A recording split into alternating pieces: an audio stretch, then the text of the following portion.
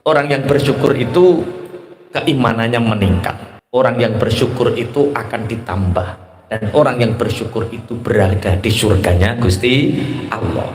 Orang sabar itu pasti menghargai proses. Orang yang tidak bersabar tidak akan menghargai proses. Kenapa orang mudah, misalnya wong sugih, kenapa orang kaya itu mudah menghina orang miskin?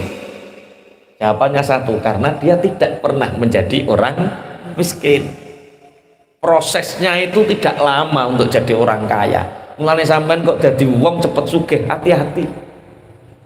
Biasanya tidak menghargai proses, mudah menghina orang lain, mudah memandang rendah orang lain.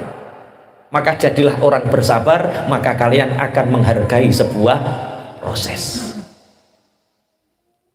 Makanya dalam satu riwayat hadis, ada hadis qudsi, Allah berfirman, idza mata waladul abdi. Ini dalam hadis Rasulullah Shallallahu Alaihi Wasallam bersabda, idza mata waladul abdi qala Allah Ta'ala lil malaikah aqbatum samrata qalbi. Ini sabar itu ada 5 hikmah. Di antaranya hikmah yang pertama, orang yang bersabar itu orang yang mampu menghargai proses. Jadi rata-rata yang gelem menghargai proses ini orang yang bersabar. Rasul bersabda, ketika ada orang punya anak meninggal, Allah berfirman kepada malaikat, si fulan anaknya meninggal, entah kecelakaan, entah sakit. Allah berfirman kepada malaikat, aqbatum samrata qalbi, wahai malaikat, apakah engkau sudah mengambil buah hatinya? Mengambil buah hatinya artinya anaknya apakah sudah meninggal, diambil. Fayaquluna na'am, benar ya Allah, kami telah mencabut nyawa anak orang itu, aku telah mengambil buah hatinya. Fayaqulullah ta'ala madza qala abdi, setelah anaknya engkau ambil, setelah anaknya meninggal, apa yang diucapkan hambaku? Terdengar kabar anak meninggal, apa yang diucapkan hambaku, hamba yang beriman, hamba yang bersabar? Malaikat menjawab, hamidaka, dia memujimu ya Allah, wa syakaraka, dia bersyukur kepadamu ya Allah, wastarja'aka, dan dia beristirja kepadamu ya Allah. Fayaqulu inna lillahi wa inna ilaihi raji'un. Ada orang anaknya meninggal, otomatis yang dirasakan orang beriman ketika anaknya meninggal apa? Kesedihan. Tapi orang mukmin tahu bahwa kesedihan ini dari Allah. Dia tetap memuji Allah, dia tetap bersyukur kepada Allah, dan dia istirja, inna lillahi wa inna ilaihi raji'un. Anak ini dari Allah, dan kita ini milik Allah, sudah selayaknya Allah memanggil. Makanya Allah lebih mencintaimu nak daripada ayah, makanya Allah mengambilmu. Apa kata Allah? Fayaqulullah, ketika ada orang mukmin diberi ujian, dia bersabar. Anaknya meninggal, dia sabar. Maka Allah mengatakan, ubnu li abdi baitan fil jannah. Hai para malaikat, bangunkan untuknya rumah di surga. Wasammuhu baital hamdi. Dan para malaikat ini menamakan rumah di surga ini namanya Baitul Hamdi, rumah yang penuh pujian.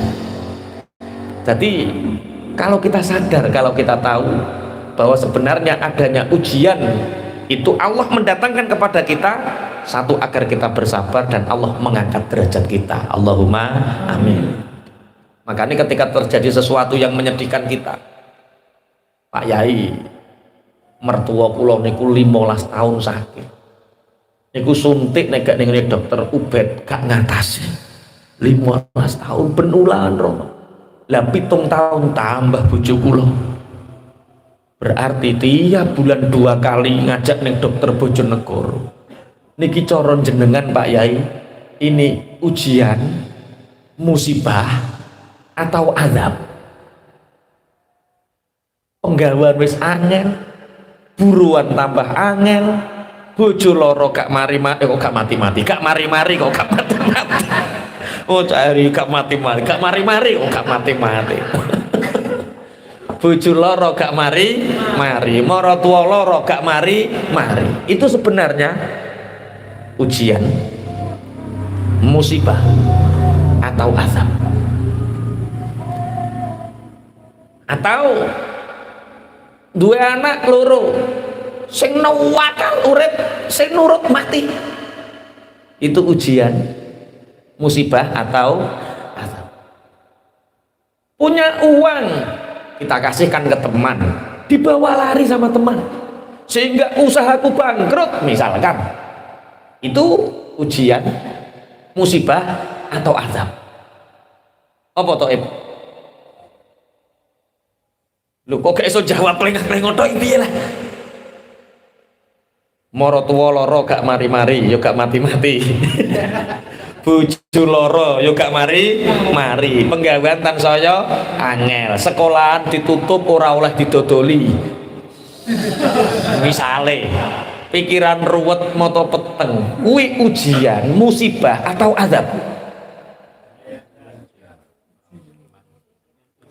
Seperti corona kemarin, orang memandang corona itu ujian, musibah atau azab. Kena apa kok ujian?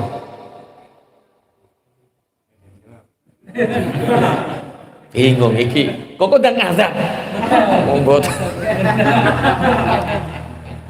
Apapun yang terjadi terhadap kita, kullu yusibana illa ma kataballahu lana. Huwa maulana wa 'alallahi falyatawakkalul mu'minun. Apapun yang terjadi kepada kita, baik itu ujian, musibah atau azab, itu yang menjadikan ketiganya itu kita sendiri. Kalau memang keburukan yang terjadi kepada kita ini menjadikan taat kita bertambah, itu ujian. Kalau memang keburukan yang terjadi kepada kita ini menyebabkan kita mendapat pahala yang banyak dan kita bersyukur, itu musibah. Tapi kalau keburukan yang datang itu menyebabkan kita ngersulo dan kufur, itu azab. Berarti azab, ujian, musibah itu tarifnya ora konggone Gusti Allah. Keluarnya menjadi ujian atau menjadi musibah atau menjadi azab itu tergantung dari kita sendiri. Buk dadekno ujian, musibah utawa azab. Lah nek kowe ngersulo terus kufur, azab. Maka segala keburukan yang terjadi sebaiknya dijadikan sebagai ujian atau musibah. Ujian untuk meningkatkan takwa kita kepada Allah, musibah untuk meningkatkan derajat kita di sisi Allah. Bismillahirrahmanirrahim. Nabi Musa memberi semangat orang-orang Bani Israel untuk keluar, butuh kesabaran yang tinggi. Bahkan Bani Israel sendiri menentang, butuh kesabaran yang tinggi. Nah makanya orang yang sabar itu punya 5 hikmah. Di antaranya orang yang bersabar pasti menghargai proses. Sampai nikah dan berjuang mati-matian terus oleh berhasil, nek menghargai bojomu, masya Allah, karena melihat prosesnya. Lah yo golekane angel trimo tak larakno kan ngono. Tapi nek moro gelem ora gelem, oke ya mbok larakno. Karena tidak ada perjuangan, maka Allah memerintahkan kita berjuang agar kita bersabar dan menghargai proses. Sampeyan jadi gus, moro-moro pondoke gede, tanpa ada unsur ruhul jihad, tanpa ada unsur perjuangan. Nyawang santri yo sak penake dhewe. Nyawang umat sak penake dhewe nek dia gak belajar. Karena rata-rata orang yang tahu-tahu jadi itu tidak menghargai proses. Makanya yang hari ini mungkin usaha bolak-balik kok gulung tikar, ingat Allah ingin kamu menghargai proses. Terus untuk berhasil bagaimana? Kata Superfood, satu kuncinya apa? Sabar. Wes ketemu tak kuncinya? Apa? Sabar. Kedua, orang yang sabar itu dibersamai Allah. Makanya nanti afdol mana antara sabar dengan syukur? Kowe dikai ujian karo dikai nikmat iku seneng ndi? Lebih utama mana? Itu nanti. Orang yang sabar menghargai proses, orang yang sabar dia dibersamai Allah. Tidak hanya dilihat, tidak hanya disawang, dibarengi Allah. Innallaha ma'as sabirin. Sing nomor telu, orang yang sabar dijamin mendapat pertolongan Allah. Makanya ning kene Nabi Musa piye? Wa dzakirhum bi ayyamillah inna fi dzalika laayatil likulli sabarin syakur. Setelah proses panjang kesabaran Nabi Musa, doa Nabi Musa itu dikabulkan oleh Allah 40 tahun tak kandani. Jadi Nabi Musa ndonga ngalah ko Fir'aun. Nabi Musa berdoa untuk bisa lepas dari Fir'aun, itu dikabulkan Allah selama berapa? Setelah 40 tahun. Berarti 40 tahun sebelum doanya dikabulkan, Nabi Musa nglakoni ilmu sing jenenge sabar. Memang omorotua dicelatu morotua lagi berang tahun. Oh sabar Nabi Musa 40 tahun lah ya. 80 tahun setelah morotua aku mati ya ngono maksudnya. Sabar sampai morotuamu mati nek Anda. Oke, satu. Setelah perjalanan sabar ini dijalani, yang terjadi adalah pertolongan Allah pasti datang. Pertolongan Allah pasti datang bagi orang-orang yang bersabar. Yang keempat, orang yang bersabar itu pahalanya tidak pernah terputus. Selama dia menjalani sabar, selama itu derajatnya naik. Pahala. Bojo wedak entek, anak wayah bayar urun, panen kernek wereng, apa maneh bane bocor, duit ning celengan entek, ning rekening dicek karek 50.000. Masya Allah, golek didil duit 2.000 ning sor-sor kasur. Kesabaran kita saat ingin lepas dari kesulitan itulah pahala. Sabar. Yang terakhir adalah surga yang tertinggi bagi orang-orang yang sabar. Jadi satu, orang yang sabar hikmahnya, orang yang sabar menghargai proses. Yang kedua, orang yang sabar dibersamai Allah.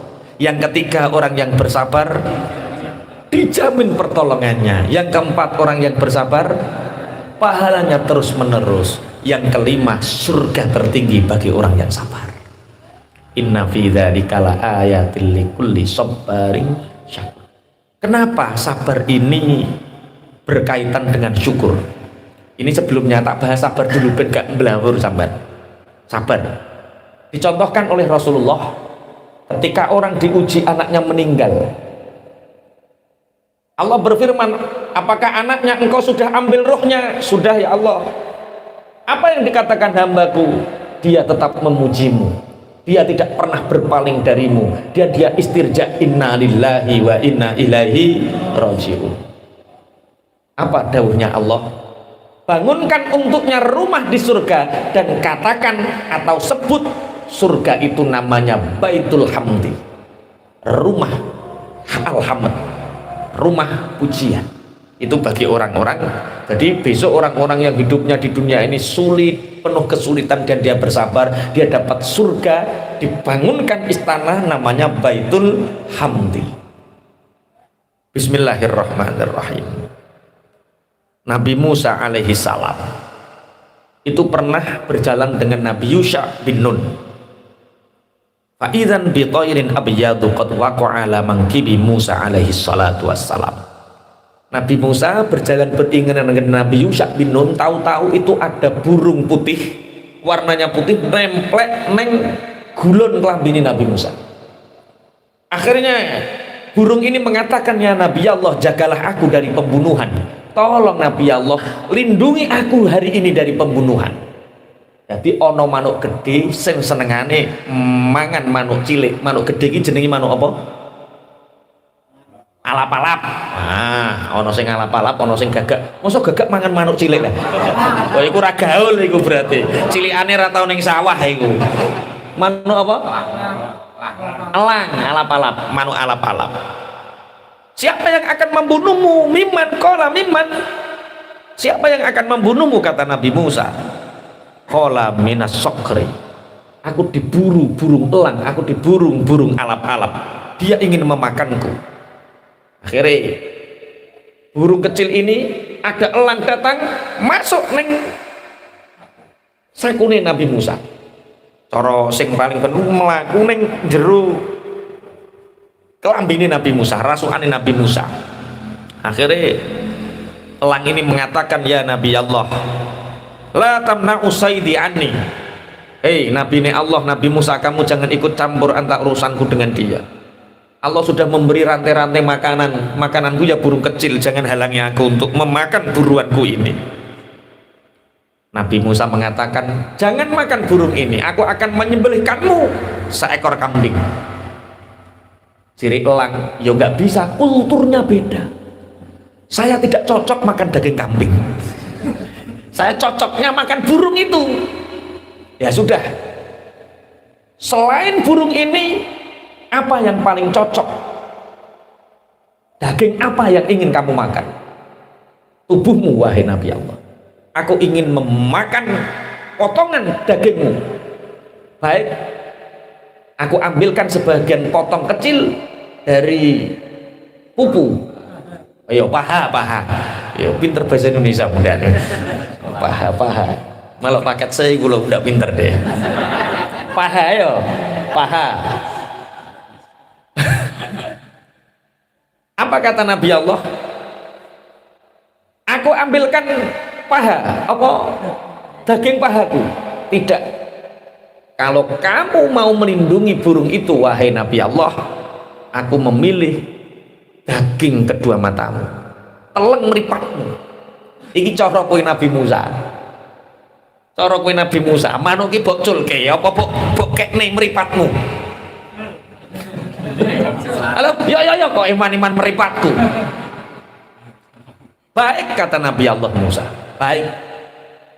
Allah akan memberi balasan orang-orang yang bersabar. Aku anggap burung ini datang kepadaku ini sebagai ujian aku untuk melindunginya. Adapun Allah kalau mentakdirkan mataku hilang sebab burung ini, berarti Allah memintaku untuk bersabar. Yusha bin Nun ini masih rasional. Wahai Nabi Musa, jangan eman meripatmu. Yo ra imbang to antane meripat karo manuk. Iki cara wong anu Yusha bin Nun. Tidak. Allah mengirimku burung untuk aku lindungi. Berarti ketika mataku diambil, berarti Allah menginginkanku untuk bersabar. Oke. Nabi Allah Musa ini langsung apa melumah. Mosor rebahan. Wah, kakean konconan mak-mak nih. Kaum rebahan nih. Apa melumah, berbaring melumah. Rebahan. Berbaring menghadap ke atas. Silahkan wahai burung elang, ambil kedua mataku sebagai ganti, jangan sakiti burung ini. Akhirnya burung putih ini berlari terbang, burung elang terbang. Ternyata kedua burung ini kemudian menjelma malaikat dan dia mengatakan bahwa aku adalah utusan Allah. Ana Jibrilu wal akharu ana Mikail.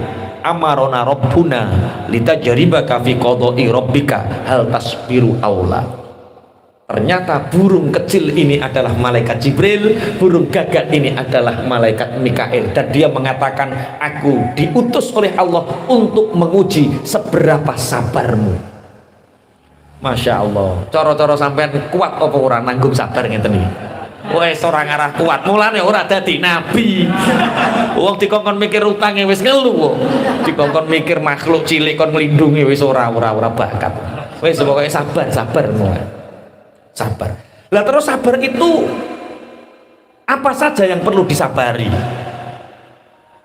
Rasulullah Muhammad sallallahu alaihi wasallam As-sabru salasatun. Sabar itu ada 3 tahapan.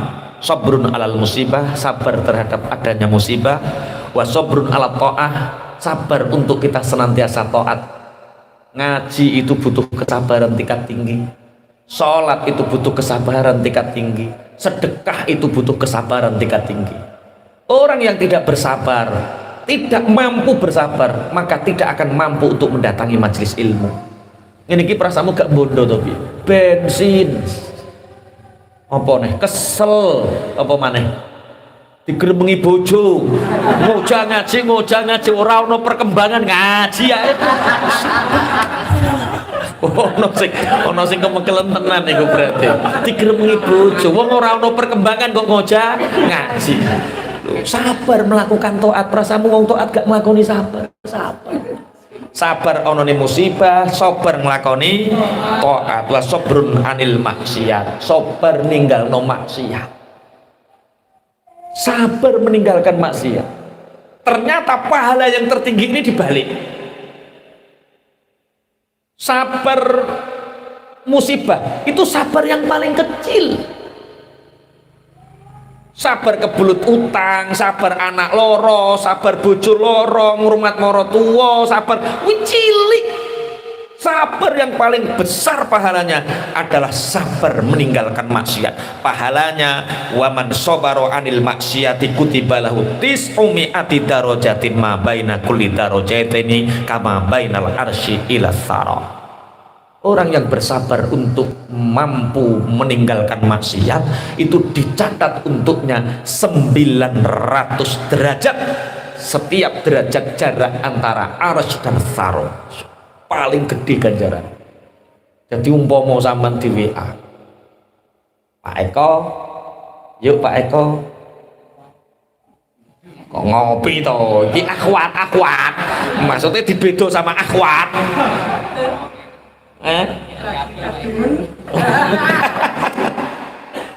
Loh, dibedo karo akhwat iso nolak 900 derajat. Iku diuji karo anakmu loro, kowe sabar, duitmu ratusan juta entek, ganjarane jek akeh, ninggalno maksiat. Tapi kenapa meninggalkan maksiat itu pahalanya paling besar? Perkara jarang sing lolos, jarang sing lulus maksudnya. Sekali dapat tawaran budak. Makanya kita Masya Allah sama Allah, diuji sama Allah seperti ini. Ujian kita baru sakit, ujian kita baru nggak punya uang, ujian kita baru sakit, baru kerja. Oh, itu ujian yang paling ringan. Ujian yang paling berat bakul es dijak selingkuh sekda misalnya. Wah, sekda loh, sekdane wedok pangkate dhuwur, wonge ayu, umpama selingkuh gak ono sing ngerti, terus taib ini akhafullah. Wah, sungguh aku takut kepada 900 derajat. Tapi nek trimo bakul es ora payu, adem-adem terus toko mahdik rasa adang, lah mangan apa Pak? Es. Gak jebeber Mas, wis to es. Iku cilik. Paham ya maksudnya nggih? Ridho kudu ridho. Guys, yang kedua sabar melakukan taat. Ini ranking kedua. Kita sabar mendatangi majelis ilmu, sabar mendatangi majelis zikir, sabar mendatangi taat perintah kepada Allah. Itu pahalanya waman sabaro ala ta'ah kutiba lahu sittu mi'ati darajatin ma baina darajatani kama baina nuhumil ardil ulya ila muntahal ardinas sab'i. Barang siapa bersabar melakukan taat, maka dicatat untuknya 600 derajat. Kacek 300 rek. 600 derajat. Yang satu derajat dengan yang lain jaraknya adalah ujung atas bumi sampai ujung bawah bumi. Yang level pertama 300 derajat bagi orang yang bersabar terhadap musibah. Makanya hari ini kita bisa hadir di sini, kita sabar. Berarti kita dapat 600 derajat. terus ono maksiat yang menggoda, kita terhindar 900 derajat, dapat poin 9 tambah 6 1500 derajat. Berarti ujian yang paling ringan itu berupa musibah, ujian yang paling ringan pahalanya. Perkara nopo? Perkara akeh wong lulus. Kenapa lulus? Ora lulus piye, wong dhek ora sabar ya tetep katok kok. Ya tetep lulus, ora sabar ya tetep katok. Makanya bersabarlah. Bismillahirrahmanirrahim. Dalam hadis yang lain, kemudian orang yang bersabar dengan orang yang bersyukur itu lebih utama mana? Sampai diberi musibah, diberi kesulitan, kemudian kita bersabar. Dengan sampean diberi kenikmatan oleh Allah, dengan kenikmatan itu kita bisa bersyukur, kita datangi majelis ilmu, kita sholat, kita sedekah. Itu lebih utama mana derajatnya? Orang bersabar dan bersyukur itu lebih utama mana derajatnya? Milih nih, bersabar atau bersyukur? Bersyukur. Ono sing bersabar. Kok kaya wedi to modele? Kok padha pengen bersyukur kabeh modele? Hah? Apa-apa eneng karek mangkat. As-sabru afdhalu minasyukri. Sabar itu lebih utama daripada syukur. Kenapa? Li anna syakirina ma'aziyadah kama qala ta'ala la in syakartum la azidannakum was-sabirina ma'ahumullah kama qala innallaha ma'as-sabirin. Derajatnya orang yang sabar itu di atas orang yang bersyukur. Orang yang sabar itu lebih utama daripada orang yang bersyukur. Kenapa? Orang yang bersyukur di Arab-Arab ditambahi. Nek wong syukur iku mau oleh tambahan. Tapi nek wong sabar dibarengi Allah.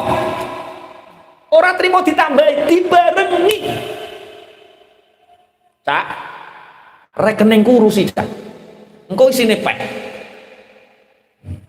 Bareng diurusi. Yo, wis ngurusi nyoh tak tambahi. Nah, oleh duit tok ditambahi. Seneng dikaro diuji, setelah diuji kue koncoku tenan cak, masya Allah, ayo runtung karo aku, ayo utawa ndi. Dibersamai Allah itu derajat yang luar biasa. Malaikat apa nyiksa rawani loh, bareng Allah. Nek kue syukur karo Allah ditambahi cek ono hisabe. Nek kowe sabar dibarengi Allah, malaikat Mikail wedi, malaikat Malik wedi. Apa nyiksa? Ono Allah kok. Orang yang bersabar itu bersama Allah. Satpol PP apa menungi sampean, dadak sampean dibarengi bupati. Wani enggak Satpol PP ini menungi? Lho, bupati. Wes, milih sabar atau milih syukur?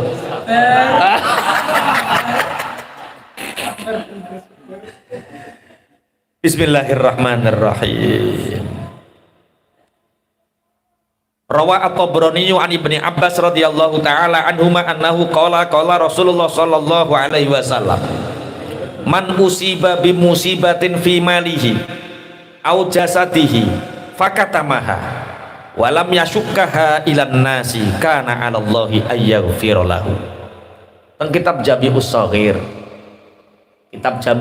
kitab hadis, Imam At-Tabrani meriwayatkan hadis dipun ceritakan saking Abdullah ibnu Abbas. Kanjeng Nabi dawuh ngeten, siapa yang diuji oleh Allah kehilangan hartanya, sepeda montore hilang, duitnya hilang, dibodoni koncone, dia diuji dengan hartanya. Buka toko bangkrut,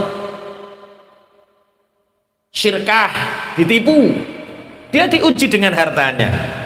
Atau jasadnya sakit gak sembuh-sembuh, siapa yang diuji Allah dengan hartanya, jasadnya, tapi dia menyembunyikan dari manusia, dia hanya matur sama Allah, dia tidak menceritakan kepada manusia, maka orang itu setiap detik dosa-dosanya telah diampuni oleh Allah.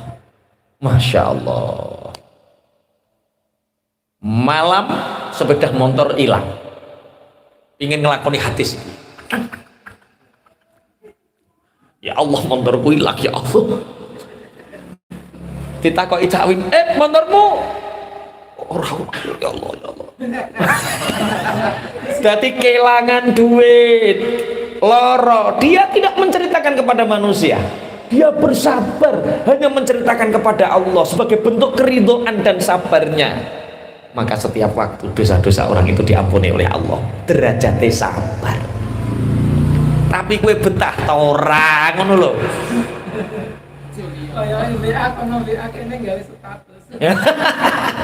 Nek ngono cek gak apa-apa, kadang-kadang iki mesti tanggoku sing ngedek iki. Iki aku bangkrut iki gara-gara kae disantet kae, dieleki kae, diguwaki uyah kae. Ya Allah, ya Rabb ya Karim. Ayo padha nglakoni ilmu napa? Sabar, sabar, sabar. Bismillahirrahmanirrahim. Ada seorang ulama. Kalau di sini syaka nabiyun minal anbiya, bukan ulama tapi salah satu nabi. Itu madul kali Gusti Allah. Madul bahasa Indonesianya apa ya? Madul, wis pokoknya madul. Mengadukan. Ada seorang nabi mengadu kepada Allah, ya Rabbi, al-abdu al-mu'minu yuti'uka wa yajtanibu ma'asyaka tazwi anhu dunya wa tu'ridu lahul balaya. Ya Allah, ada permasalahan ya Allah, kata nabi ini. Ada orang datang, dia beriman kepadamu, dia taat kepadamu, tapi dunia seakan lari darinya, dan bala musibah bertubi-tubi datang kepadanya, padahal dia taat, dia beriman. Sedangkan wal abdu al kafiru la yuti'uka, sedangkan hamba yang kafir tidak taat kepadamu, wa tujzu ala ma'asika, dan selalu bermaksiat kepadamu, tazwi anhul balaya, bala seakan menyingkir, musibah kesulitan seakan lari darinya, tapi dunia watabasutulahu dunia berdatangan kepadanya. Nek ning pertanyaan ngene piye? Ana wong loro, sing siji mukmin, taat, nggak pernah maksiat, tapi duit uangel, donya uangel, musibah datang silih berganti. Disuwukno coke meh, wae ora tau leren pokoknya. Padahal dia taat kepadamu, yang satu kafir, selalu maksiat, rezeki terus berdatangan, dunia melimputinya, musibah seakan tidak pernah datang. Nabi ini madul kali Allah, dijawab sama Allah, fa'auhallahu ta'ala ilaih. Hei Nabi, innal ibadali wal bala'ali, sungguh ibadah itu hanya untukku dan bala itu hanya dariku.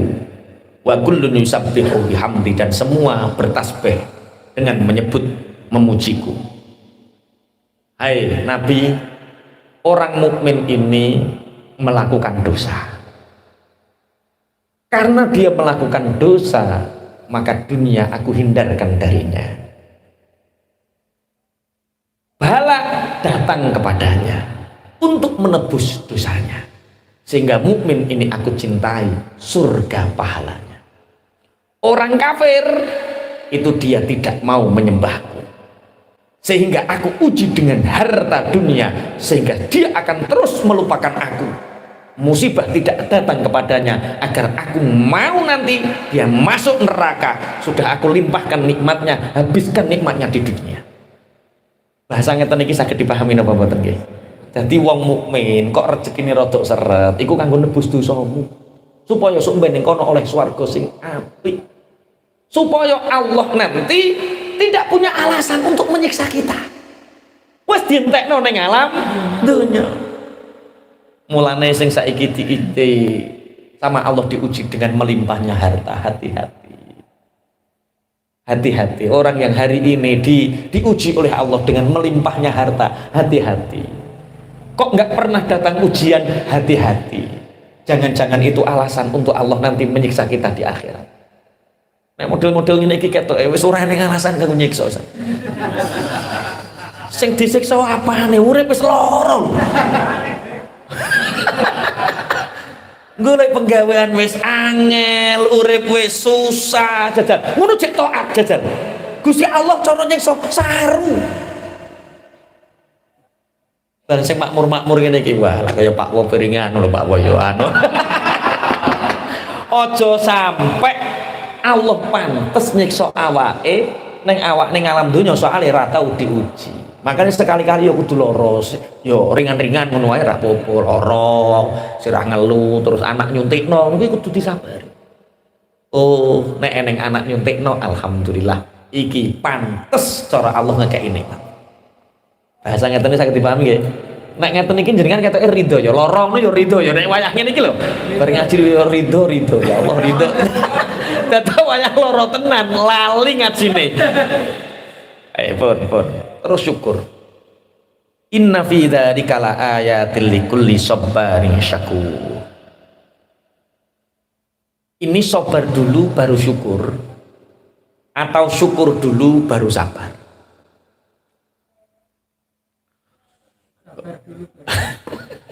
Tak boleh nih, sabar dulu baru syukur atau syukur dulu baru sabar? Yang jelas orang sabar menghasilkan syukur, orang syukur mendapatkan kehidupan yang baik ditambah sama Allah.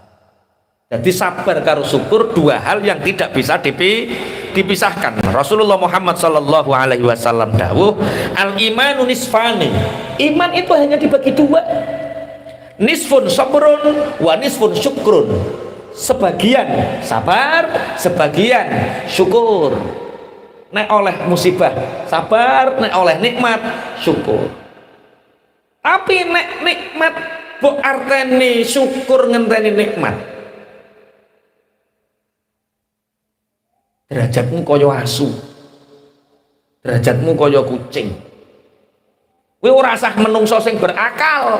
Kalau untuk bersyukur saja menunggu nikmat, iku rasa menungso sing berakal. Kucing karo asu iso nglakoni.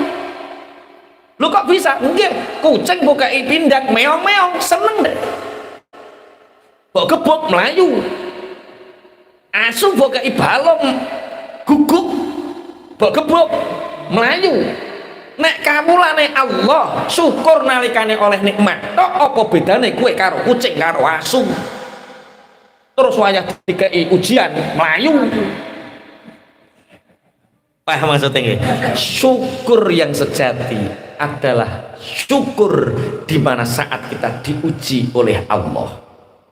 Berarti syukur, hakikatnya syukur yo sabar kuwi. Berarti sabar menghasilkan syukur. Bismillahirrahmanirrahim. Makanya kalau tadi dalam sabar ada 5 hikmah, dalam syukur juga ada 5 hikmah. Yang pertama, orang yang bersyukur itu hidupnya penuh dengan berkah. Urepe tambah, hatinya tambah lapang, perkara urepe penuh dengan syukur. Mulane no pertanyaan, syukur dulu baru bahagia atau bahagia dulu baru bersyukur? Orang yang bersyukur pasti bahagia. Orang yang nggak bahagia tanda dia nggak pernah bersyukur. Wujudkan dalam haliyah kita, akwal kita.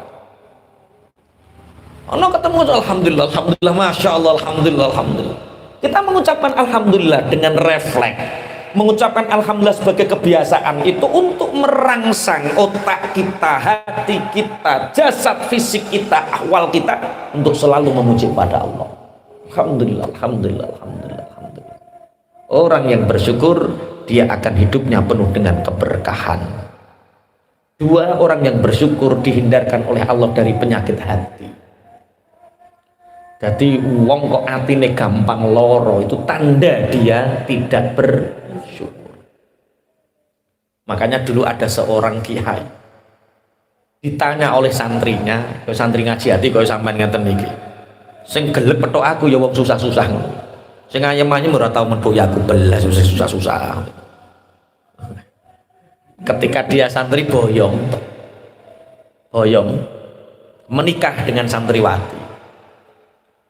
Dik, kita buat rumah idaman dulu dik, kerja seadanya. Ya mas, nggak apa-apa. Kita buat ukuran rumah 4x5. Ya nggak apa-apa. 4x5 itu sak omahku sing loro 4x5. 4x5 hidup seakan di surga karena penuh dengan syukur.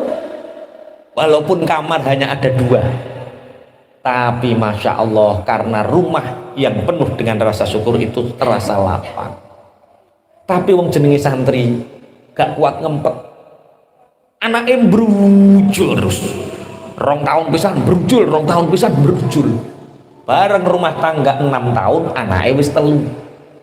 Omah 4x5 dengan 3 anak seakan-akan sangat sempit. Bojone wis mulai ngremeng, mas omahe kok cuwilik. Sabar, engko nek wasahe anak-anak gede rak ya iso gawe omah. Anaknya tambah gede, ada yang SMA, ada yang SMP, ada yang SD. Anaknya ngomong, bapak omahe kok cuwilik.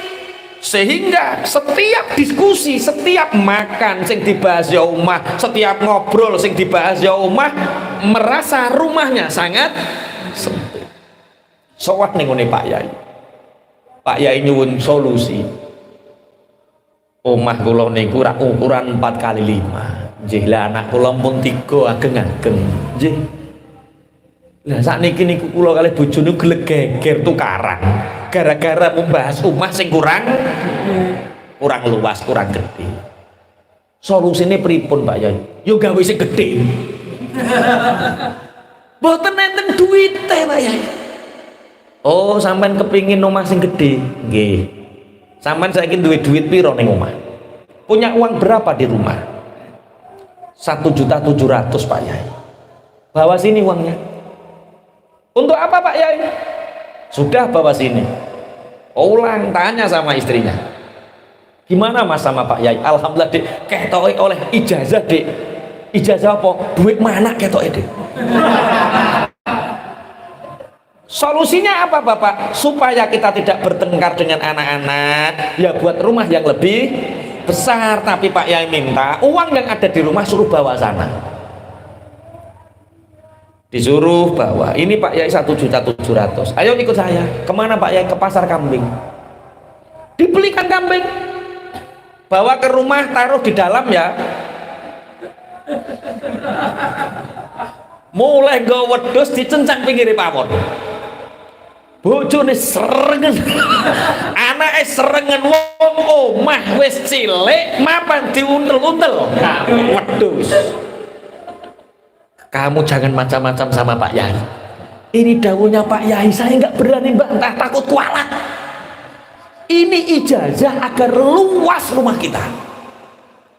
Yora Pak tambah gek. Tleto ngambuni ra karo-karo. Winginane resik Pak, saiki campur uyuh, campur tletong. Ini tahapan pertama kata Pak Yai. Nah terus ayo Bu, kita sowan ke Pak Yai lagi. Pak Yai, ini tidak semakin membaik Pak Yai.